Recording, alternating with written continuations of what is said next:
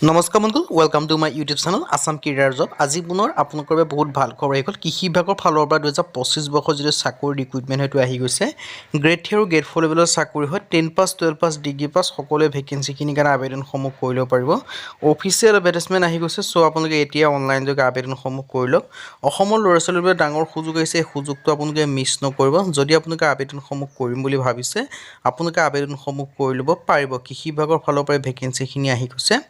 so যদি আপোনালোকে interested হয় ইলিজিবল হয় আপোনালোকে আবেদনসমূহ কৰিব পাৰিব এডভাৰটাইজমেণ্টটো মই আপোনালোকক সম্পূৰ্ণ ডিটেইলছ জনাই দিম অফিচিয়েল এডভাৰটাইজমেণ্ট মই আপোনালোকক দেখাই দিম সো যদি আপোনালোকে ভিডিঅ'টো ভাল পায় ভিডিঅ' লাইক কৰি পাৰে লগৰ চেনেলটো ছাবস্ক্ৰাইব কৰি দিব পাৰে আৰু ভিডিঅ'টো যিমান পাৰে সিমান বন্ধুক শ্বেয়াৰ কৰি দিব পাৰে আৰু আমাৰ হোৱাটছআপ চেনেল ভিডিঅ' ডেছক্ৰিপশ্যনত দিয়া আছে তাত গৈ আপোনালোকে ফ'ল'টো কৰি লওক তেতিয়া আপোনালোকে ডেইলি জবৰ আপডেটসমূহ পাই থাকিব পাৰিব আহক আজি ভিডিঅ'টো আৰম্ভ কৰোঁ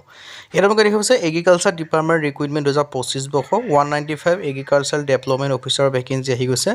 আসাম পাব্লিক ছাৰ্ভিচ কমিশ্যনৰ আণ্ডাৰত আহিছে এপিএছচি আণ্ডাৰত মুকলি কৰি দিছে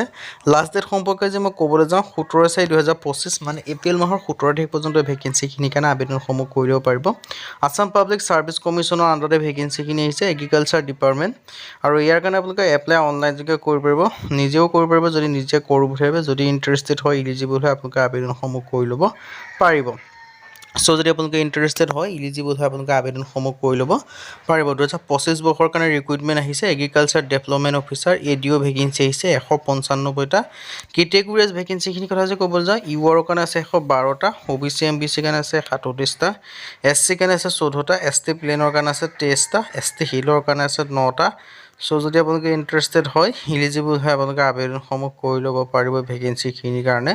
আপোনালোকৰ এটা সুযোগ আহি গ'ল এটা অপৰচুনিটি আহি গ'ল সুযোগ আৰু অপৰচুনিটি আপোনালোকে নেহেৰুৱাব যদি আপোনালোকে আবেদনসমূহ কৰা নাই বৰ্তমানলৈকে আপোনালোকে কৰি ল'ব পাৰিব এই ভেকেঞ্চিখিনিৰ কাৰণে সো ইয়াত আপোনালোকে দেখিব পাৰিছে ইয়াত ভেকেঞ্চিখিনি স্কেল অফ পে দিয়া হ'ব 30,000 পৰা 1,10,000 টকা পৰ্যন্ত name of department agriculture department government of Assam eligibility ক্ৰাইটেৰিয়াৰ ক্ষেত্ৰত আপোনালোকে দেখিব পাৰিছে ৰেচিডেঞ্চিয়েল আপোনালোকে ইণ্ডিয়ান হ'ব লাগিব আৰু পিআৰচি থাকিব লাগিব তেতিয়াহে আবেদনসমূহ কৰি ল'ব পাৰিব এই ভেকেঞ্চিখিনিৰ কাৰণে সো এটা সুযোগ আহি গৈছে এটা অপৰচুনিটি আহি গৈছে সুযোগ আৰু অপৰচুনিটি আপোনালোকে নেহেৰুৱাব যদি আপোনালোকে ইণ্টাৰেষ্টেড হয় আবেদনসমূহ কৰিব এই চিলেকশ্যনসমূহ যদি ক'বলৈ যাওঁ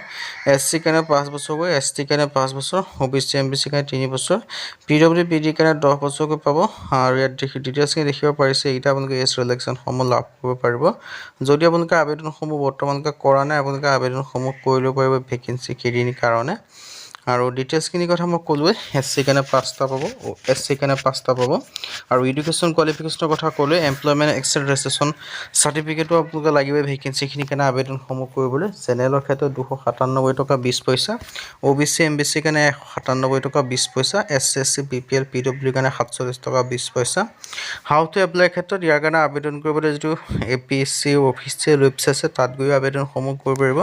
নাইবা মই এডভাৰটাইজমেণ্টৰ লিংকটো ভিডিঅ' ডেছক্ৰিপশ্যনত দিয়া থাকিব তাত গৈ আপোনালোকে ডিটেইল এডভাৰটাইজমেণ্টটো চাই লৈ আবেদনসমূহ কৰি ল'ব পাৰিব যদি আপোনালোকে ইণ্টাৰেষ্টেড হয় ইলিজিবল হয় ভেকেঞ্চিখিনিৰ কাৰণে যদি আবেদনসমূহ কৰিম বুলি ভাবিছে এই ভেকেঞ্চিখিনিৰ কাৰণে আপোনালোকে আবেদনসমূহ কৰি ল'ব পাৰিব আপোনালোকৰ এটা সুযোগ আহি গ'ল এটা অপৰচুনিটি আহি গ'ল